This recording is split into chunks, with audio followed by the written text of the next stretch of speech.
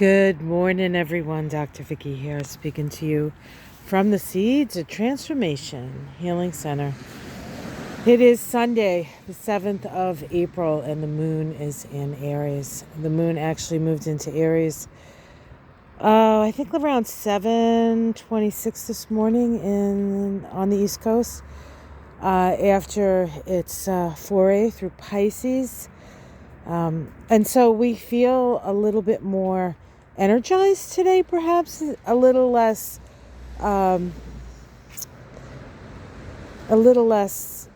ungrounded, as it were, as we land back on planet Earth, just in time for tomorrow's eclipse of the sun by the moon. So the moon is pretty active, as it were. We did have a lovely conjunction of the moon to Neptune just before the moon moved into Aries, and so we got a little bit of a Pisces injection or infusion. Yeah, injection is more Aries, infusion is more Pisces. But this energy of hopefully bringing forth the compassion that we can access in the Pisces energy into our present, which is Aries, and our future, which is the North Node in Aries, conjunct Chiron, and the sun and the moon in Aries. A new way of moving forward, one in more alignment with our authentic selves. These eclipses, the North Node in Aries, is asking us to come to understand who are you? Who am I? What do I stand for? What is the core of my beingness? And how can I utilize that beingness? And for some people, it is really a rebirth into a whole new way of seeing yourself and seeing your perhaps your purpose, depending on where this eclipse falls, in what house it falls, will kind of depend on what area of life you're most likely to see the change and the shift. So if it's in your first house, it can actually change who you are physically.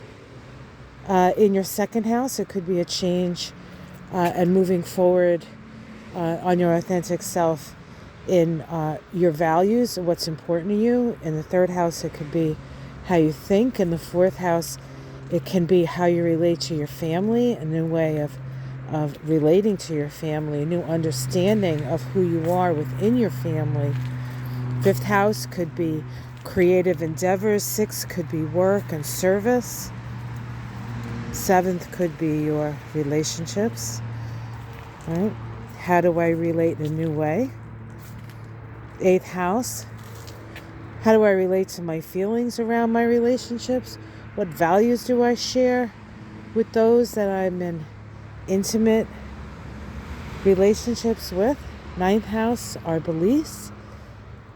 What do I believe to be true? What do I understand about truth and justice?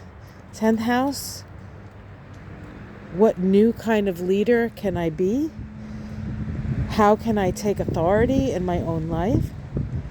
11th house, what groups do I want to associate with? Right? 12th house, what is my connection to source? Wherever it falls. So it is cold and rainy, and some of the rain that's falling on my head, very gently actually, is kind of a mix between rain and snow. So it's kind of like it's raining slush here right now, but it's very, very light, so it's not showing itself on any of the surfaces, but it's fresh and new and cold. And the daffodils are still wondering. Even though they're bravely out, like the Aries, they are. Aries energy, they're a daffodil. You see, they're still sort of bowed down. But when the sun comes out, they raise their heads and they look up at the light. All right, guys. That's the story, Morning Glories. This came out a little late this morning because I kind of took my Sunday morning easy. It's been a very, very busy week. The psychic fair was a lot of fun. I met some really cool folk. I actually, hi Kathleen. Seeing you again, giving you a hug. That was fun. And it is, I feel good things coming, guys. I know it's hard to look up and look around and have that sense, but that's my sense. Good things on the horizon. And these poor little guys that we bought, they're like, are you sure you want us to be out here? It's kind of cold. But, they're hardy. Spring flowers. All right. Take care, everyone. Have a great day. And I'll see you in the morning of the eclipse. Much love. Namaste.